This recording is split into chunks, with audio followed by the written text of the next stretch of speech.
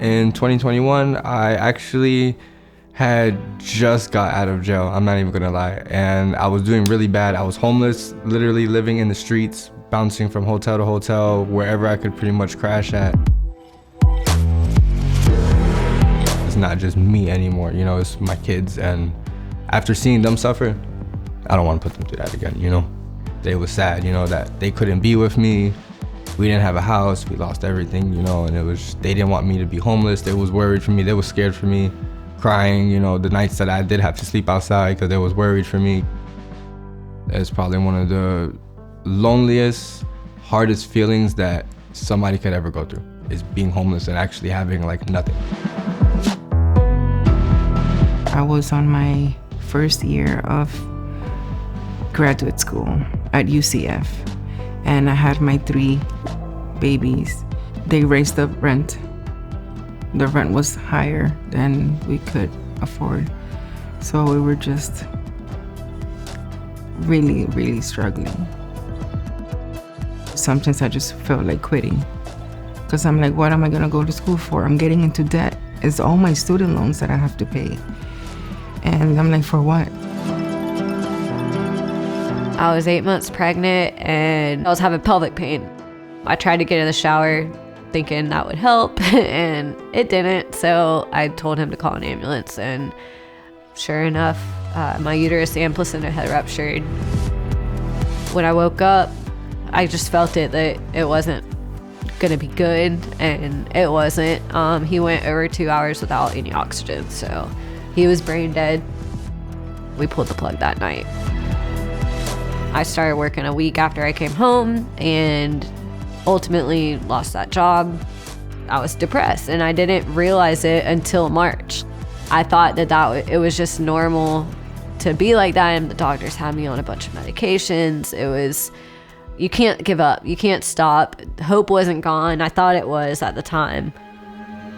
I really didn't want to call to ask for anything, but at that point I had to. I applied for cash assistance, and they told me about the HOPE program, and that's how I landed with Miss Stephanie Harden. As soon as I called Hope Florida, the Hope Navigator got in touch with me, and it was an easy process. And they literally put it in your face what you need to do. I actually had opened up a DCF case in my name.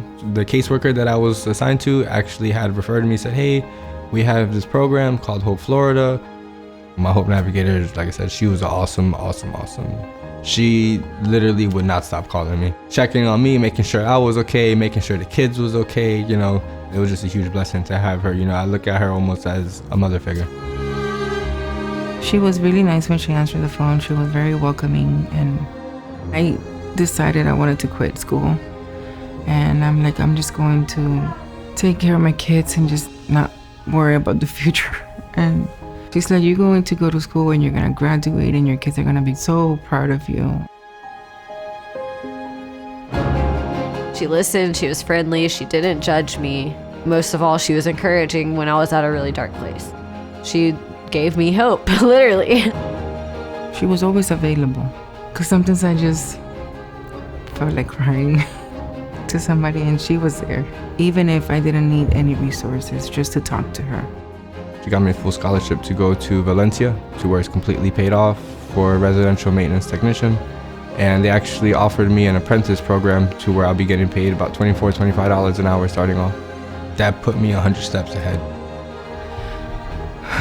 Just thinking about it just like brings me all these emotions, because Hope Florida gave me the resources of daycare and that initial help. I was able to graduate school, and now I am full-time working. It's helping Floridians, you know, that have a goal, but just don't see themselves being able to do it on their own. So if you're feeling down, if you're feeling like you don't have any hope, you need that help. There's light for people. There was light for me, and helped me to overcome a lot of my fears. It's hard sometimes for some people to ask for help. Pride gets in the way, humbling to need help in a way as an adult. It can be hard. So I would encourage anybody to actually just take that step and reach out.